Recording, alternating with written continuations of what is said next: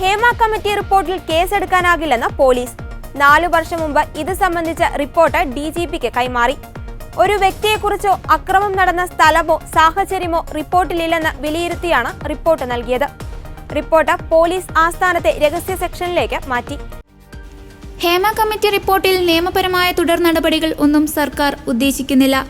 എങ്കിലും സിനിമാ മേഖലയിലും പൊതുസമൂഹത്തിലും വലിയ ചർച്ചകൾക്കാണ് റിപ്പോർട്ട് തുടക്കം ഇട്ടിരിക്കുന്നത്. ചലച്ചിത്ര മേഖലയിലെ നീതി നിഷേധങ്ങൾ തടയാൻ സ്വതന്ത്ര സംവിധാനം വേണം എന്നതടക്കം നിർദ്ദേശങ്ങൾ അവഗണിക്കാൻ സർക്കാരിന് കഴിഞ്ഞേക്കില്ല. അതേസമയം സംസ്ഥാനത്ത് സിനിമാ നയ രൂപീകരണത്തിന് കൺസൾട്ടൻസി ഉണ്ടാക്കാൻ സാംസ്കാരിക വകുപ്പ് 1 കോടി രൂപ അനുവദിച്ചു. മേഖലയിലെ പ്രശ്നങ്ങൾ പഠിച്ച് വിവരങ്ങൾ ശേഖരിക്കാനാണ് കൺസൾട്ടൻസി. ഹേമ കമ്മിറ്റി റിപ്പോർട്ട് പുറത്തു വന്നതിന് പിന്നാലെയാണ് സർക്കാർ നടപടി. സംസ്ഥാന ചലച്ചിത്ര വികസന കോർപ്പറേഷനാണ് തുക ആവശ്യപ്പെട്ടത്. ഈ മാസം 5-നാണ് ചലച്ചിത്ര വികസന കോർപ്പറേഷൻ MD മന്ത്രി സജി ചെറിയാൻ ഇത് സംബന്ധിച്ച കത്ത് നൽകിയത്. തുടർന്ന് ഹേമ കമ്മിറ്റി റിപ്പോർട്ട് പുറത്തു വന്നതിന് പിന്നാലെ തുക അനുവദിച്ചു. മദ്യവും മയക്കുമരുന്നും ക്രിയേറ്റിവിറ്റി കൂട്ടുമെന്ന് വാദിച്ചാണ് സിനിമാ സെറ്റുകളിലെ വ്യാപക ലഹരി ഉപയോഗമെന്ന് ഹേമ കമ്മിറ്റി റിപ്പോർട്ടിൽ വ്യക്തമാക്കുന്നു. ലഹരിയുടെ മറവിലാണ് പലപ്പോഴും ലൈംഗികാതിക്രമം അരങ്ങേറുന്നതെന്നും റിപ്പോർട്ടിലുണ്ട്. സംവിധായകൻ ഉപദ്രവിച്ചെന്ന് തുറന്നു പറഞ്ഞ നടിയെ സഹപ്രവർത്തകർ നിശബ്ദരാക്കി. പുതിയ കാലത്ത് സ്ത്രീകളുടെ വസ്ത്രധാരണം ശരിയല്ലെന്നാണ് കമ്മിറ്റി അംഗം നടി ശാരദയുടെ അഭിപ്രായം. സിനിമ മുന്നോട്ടു പോവാൻ അങ്ങനെ ചെയ്യണമെന്നായിരുന്നു ന്യായം. പുതുമുഖങ്ങളായെത്തുന്നവരാണ് ചതിക്കുഴികളിൽ പെടുന്നത്. ചതിയെന്ന് തിരിച്ചറിയുമ്പോഴേക്കും വൈകിപ്പോകും. സൂപ്പർ സ്റ്റാറുകളുടെ മാർക്കറ്റ് വാല്യൂ പെരുപ്പിച്ചു കാട്ടാൻ ഫാൻസ് അസോസിയേഷനുകളുണ്ട്. പണം കൊടുത്ത് പലരെയും അംഗങ്ങളാക്കും. ഈ ഫാൻസ് അസോസിയേഷനുകൾ മറ്റുള്ളവരെ താറടിച്ചു കാണിക്കും. പണ്ട് തിയേറ്ററുകളിൽ കൂവി തോൽപ്പിക്കും. ഇപ്പോൾ അത് സൈബർ ബുള്ളിംഗ് ആണ്. ഈ സൂപ്പർ സ്റ്റാറുകളാണ് പിന്നെ നിർമ്മാതാക്കൾക്ക് പോലും സംവിധായകനെ കിട്ടണമോ സിനിമ കിട്ടണമോ എന്ന് തീരുമാനിക്കുന്നത്. സിനിമയുമായി ബന്ധപ്പെട്ട ജോലി സ്ഥലങ്ങളിൽ മദ്യവും മയക്കുമരുന്നും പൂർണ്ണമായി നിരോധിക്കണമെന്നാണ് ഹേമ കമ്മിറ്റി നിർദ്ദേശിക്കുന്നത്. തുല്യവേതനവും മെച്ചപ്പെട്ട വേതനവും മത്സലകുമാരി നിർദ്ദേശിക്കുന്നു. സിനിമാ മേഖലയിലെ ചൂഷണം സംബന്ധിച്ച് ഹേമ കമ്മീഷൻ റിപ്പോർട്ടിൻ്റെ സർക്കാർ പുറത്തുവിട്ട ഭാഗം തന്നെ ഞെട്ടിക്കുന്ന, പുറത്തുവിടാത്ത ഭാഗം വേറെ നിൽക്കുകയാണ്. സിനിമാ മേഖലയിൽ ലൈംഗിക ചൂഷണവും ക്രിമിനൽ വൽക്കരണവും അരാജകത്വവും അതുപോലെ ഉള്ള സംഭവങ്ങളും നടക്കുന്നു എന്നുള്ളത് ഞെട്ടിക്കുന്ന കാര്യമാണ്. കാരണം ഇത് വ്യാപകമായിരിക്കുകയാണ് ചൂഷണം എന്നാണ് റിപ്പോർട്ട് സൂചിപ്പിക്കുന്നത്. അതിനേക്കാൾ നമ്മളെ വിഷമിപ്പിക്കുന്നത് 4.5 വർഷക്കാലം ഇതുപോലത്തെ ഒരു റിപ്പോർട്ട് കയ്യിൽ വെച്ചത് പുറത്തു വയ്ക്കാതെ അതിനു മീതെ സർക്കാർ എന്തിനടയിരുന്നു എന്ന ചോദ്യമാണ്.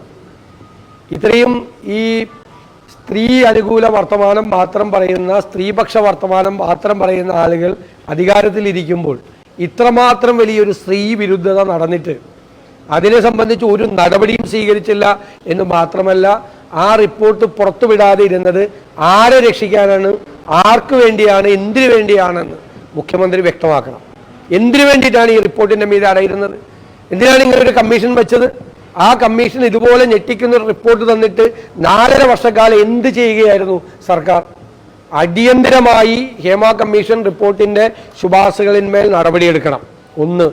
രണ്ടാമത്, ഈ പറയുന്ന ലൈംഗിക ചൂഷണത്തിനും ക്രിമിനൽ വൽക്കരണത്തിനും അനാവശ്യമായ ലഹരി ഉപയോഗങ്ങളും എല്ലാത്തിനുമെതിരായിട്ടുള്ള അന്വേഷണം നടക്കണം. ലൈംഗിക ചൂഷണത്തിനെതിരായി സീനിയർ IPS, വനിതാ IPS ഉദ്യോഗസ്ഥന്മാരുടെ ഒരു ടീമിനെ കൊണ്ട് അന്വേഷിപ്പിക്കണം, അടിയന്തരമായിട്ട് അന്വേഷിക്കണം. എത്ര വലിയ കൊമ്പന്മാരാണെങ്കിലും എത്ര വലിയ ആളുകളാണെങ്കിലും സ്ത്രീ വിരുദ്ധ പ്രവർത്തനം നടത്തിയിട്ടുള്ള, ലൈംഗിക ചൂഷണം നടത്തിയിട്ടുള്ള ആളുകളെ നിയമത്തിൻ്റെ മുന്നിൽ കൊണ്ടുവരണം. അതൊരു സർക്കാരിൻ്റെ ചുമതലയാണ്. ഒരു സർക്കാരിൻ്റെ കയ്യിൽ ഇത്രമാത്രം തെളിവോടുകൂടിയ, മൊഴികളോടുകൂടിയ ഒരു റിപ്പോർട്ട് കിട്ടിയിട്ട് അതിന്മേൽ അത് കോൾഡ് സ്റ്റോറേജിൽ വെച്ചത് ഗുരുതരമായ ക്രിമിനൽ കുറ്റമാണ്. സർക്കാർ ചെയ്തത് ഗുരുതരമായ ക്രിമിനൽ കുറ്റമാണ്.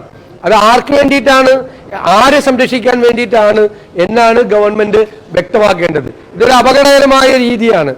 ഏത് തൊഴിൽ മേഖലയിലും ഇത്തരം ചൂഷണം നടക്കാൻ പാടില്ല. ഒരു സർക്കാർ ഓഫീസിലാണ് ഇതുപോലെ ഒരു ചൂഷണം നടക്കുന്നതെങ്കിൽ വാക്കുകൾ കൊണ്ട് പോലും പറഞ്ഞാൽ അതിനെതിരായി കേസെടുക്കണമെന്നാണ്. ഇത് വ്യാപകമായ തോതിൽ അവസരങ്ങൾ നൽകാനും അവസരങ്ങൾ നിഷേധിക്കാനും ധാരാളമായി ഇത് ഉപയോഗിച്ചിരിക്കുന്നു എന്നുള്ള റിപ്പോർട്ടാണ്. ഇത് പലരുടെയും പല സിനിമയിൽ അഭിനയിക്കുന്നവരും അതുമായി ബന്ധപ്പെട്ടവരുടെയും അഭിനയിക്കുന്ന സ്ത്രീകളുടെ മൊഴിയുടെ അടിസ്ഥാനത്തിലാണ് ഈ റിപ്പോർട്ട്. അല്ലാതെ ആകാശത്ത് നിന്നുള്ള റിപ്പോർട്ടല്ല. ഇത് മൊഴിയുടെ അടിസ്ഥാനത്തിലാണ്, സ്ത്രീകളുടെ മൊഴികളുടെ അടിസ്ഥാനത്തിൽ ഉണ്ടായിരിക്കുന്ന റിപ്പോർട്ടാണ്. ആ മൊഴികൾ സർക്കാരിന്റെ കയ്യിലുണ്ട്.